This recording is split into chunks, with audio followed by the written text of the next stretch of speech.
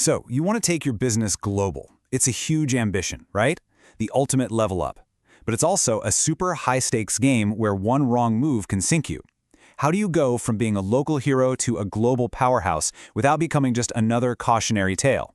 Well, that's exactly what we're going to unpack. And let's just start with a cold, hard dose of reality. Check this out.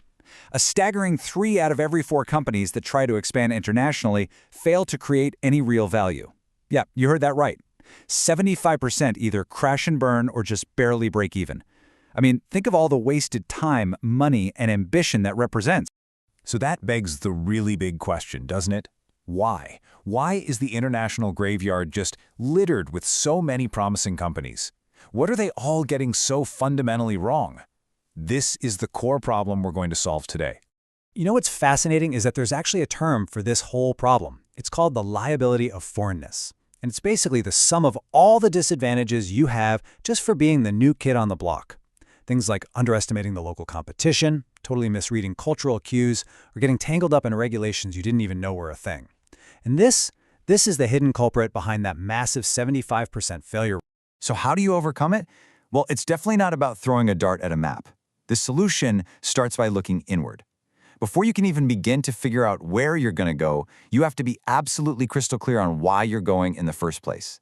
And when you really boil it down, there are only 4 fundamental motivations that drive any successful international strategy.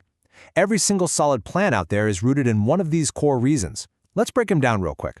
First up, and this is the most common one you'll see, is good old market growth. Your product is a smash hit at home. You've pretty much sold it to everyone you can. And now the only way to keep growing is to find new customers in new countries. Simple as that. Second is the hunt for resources. This is all about getting your hands on key raw materials, minerals, timber, whatever it is, that are either impossible to get or way too expensive back in your home country. The third driver is all about efficiency. This is that classic supply chain move, shifting your production to a place where you can make things cheaper or faster. The goal is to create economies of scale that boost your entire global operation. And fourth, we have the quest for strategic assets. Now, this is a more sophisticated play. We're not just talking about customers or raw materials here. This is about acquiring knowledge, maybe plugging into an innovation hub like Silicon Valley, getting access to cheaper financing, or just diversifying your business to spread out your risk. Okay, so once you've completely nailed down your why, the very next move is to scan the globe and find the perfect where. But the question is, how do you do that systematically? How do you size up a country without just going on a hunch? Well, you use a framework. Think of this 3-level analysis as your guide. First, you look at the short term. Is the country stable right now, politically and economically? Second, you dig into its competitiveness. Is this actually a productive place to do business? And third, you look at the long-term picture. Does it have the right institutions and strategies for future growth? This process is all about replacing gut feelings with cold, hard data. And here's a really interesting twist.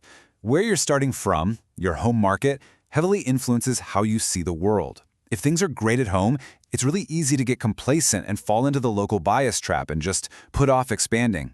But if your home market is struggling, suddenly going global isn't just an option, it's a critical move for survival.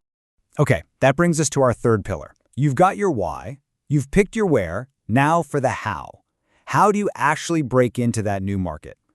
This part is all about a delicate balancing act between how much control you want and how much risk you're willing to stomach.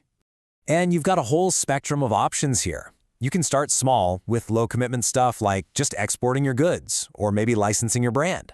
Or you can partner up with a local firm in a joint venture to share the risk and get some insider knowledge.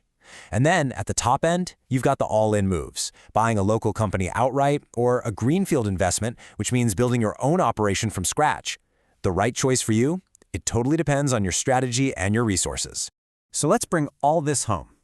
We started with that terrifying 75% failure rate. Now we have a framework. But how do you actually make it work, especially in those really volatile, unpredictable emerging markets? Well, let's look at the playbook for surviving what you could call the global gauntlet. This right here, this is your survival guide. We're going to walk through these 6 core tactics, and each one of them is specifically designed to fight back against that liability of foreignness and help you turn massive risks into massive rewards. First things first, don't put all your eggs in one basket. It sounds simple, right? But it's so important. By spreading your bets across different countries and even different customer segments within those countries, you protect yourself if one market suddenly goes south.